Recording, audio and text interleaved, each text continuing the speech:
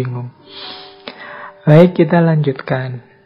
Nah, sekarang karakter yang disebut kritis itu seperti apa sih? Nah, jadi kritis itu ketika seseorang mampu berpikir, kalau di situ saya tulis 6. Yang pertama logis, yang kedua objektif, yang ketiga independen, yang keempat komprehensif, yang kelima kreatif, yang keenam argumentatif.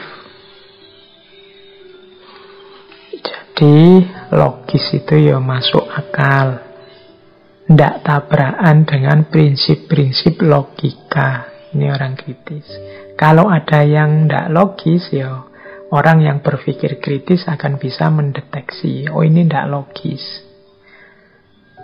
Tadi malam katanya sakit parah, sekarang kok sudah jalan-jalan ke luar negeri dan seterusnya. Ini ndak logis.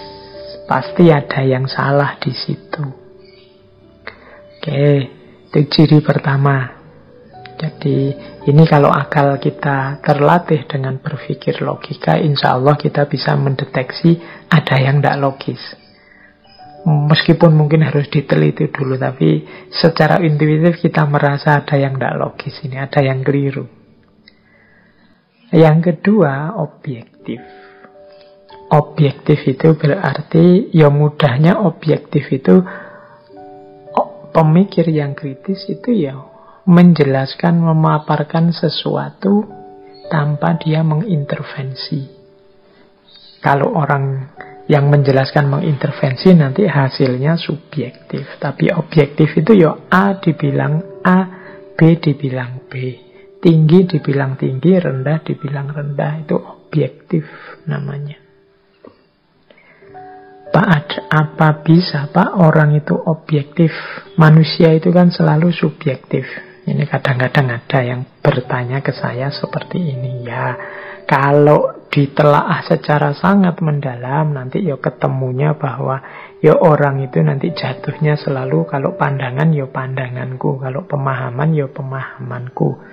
Dan ini kan sifatnya subjektif. Tapi dalam prosesnya tetap kita harus mengedepankan objektivitas. Tidak boleh sejak awal. Kan subjektif itu tidak ada, atau ya berarti saya ngawur saja lah, kan setiap orang sesuai persepsinya. Nah, ini namanya sudah tidak objektif lagi. Bahwa nanti hasilnya ya sesuai persepsiku, sesuai pandanganku, yang mungkin tidak cocok dengan semua orang, tidak masalah. Yang penting sejak awal niatku adalah untuk menjelaskan seobjektif mungkin.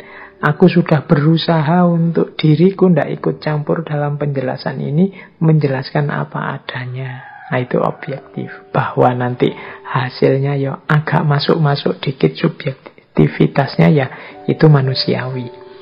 Tapi tidak boleh sejak awal niatnya niat subjektif. Pokoknya ini kan hakku, jadi aku menyimpulkannya suka-suka aku. Nah, ini berarti sejak awal memang tidak niat menemukan kebenaran. Yang ketiga, independen. Independen itu lanjutannya objektif tadi.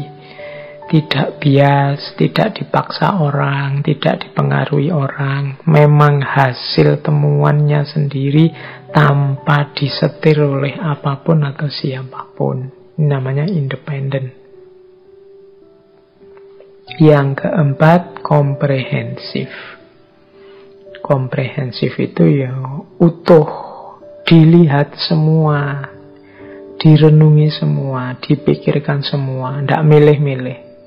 Tidak hanya melihat bagian ini saja atau bagian itu saja, tidak, komprehensif. Misalnya membahas tokoh siapa, ya dilihat komprehensif. Tidak bias, berarti tidak independen atau dipilih-pilih. Saya milih bagian ini saja, saya milih bagian itu saja. Nanti sebenarnya ini orang baik, tapi untuk kepentingan penelitian saya ya harus saya pilih bagian jeleknya saja.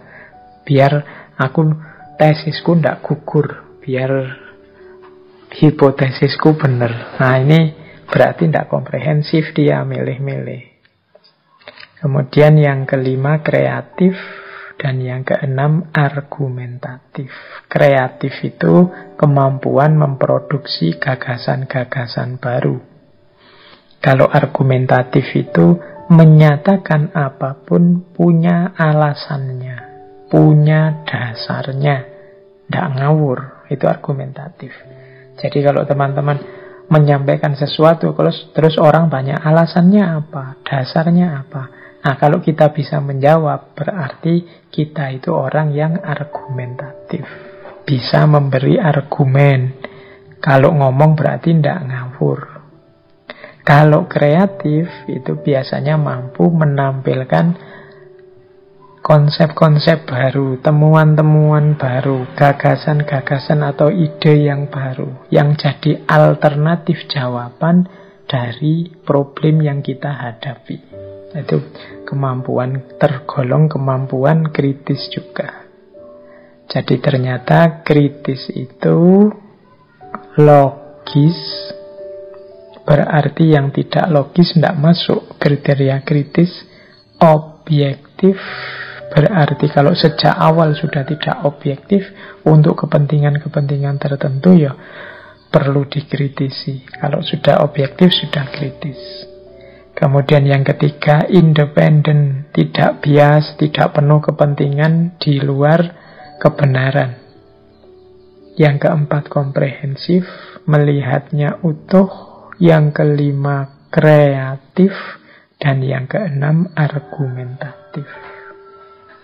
Jadi kalau teman-teman ingin membangun diri jadi sosok yang kritis, kalau mahasiswa ya mahasiswa yang kritis, kalau pegawai ya pegawai yang kritis, tampilkanlah diri kalian sebagai sosok yang logis, objektif, independen, komprehensif, kreatif, dan argumentatif.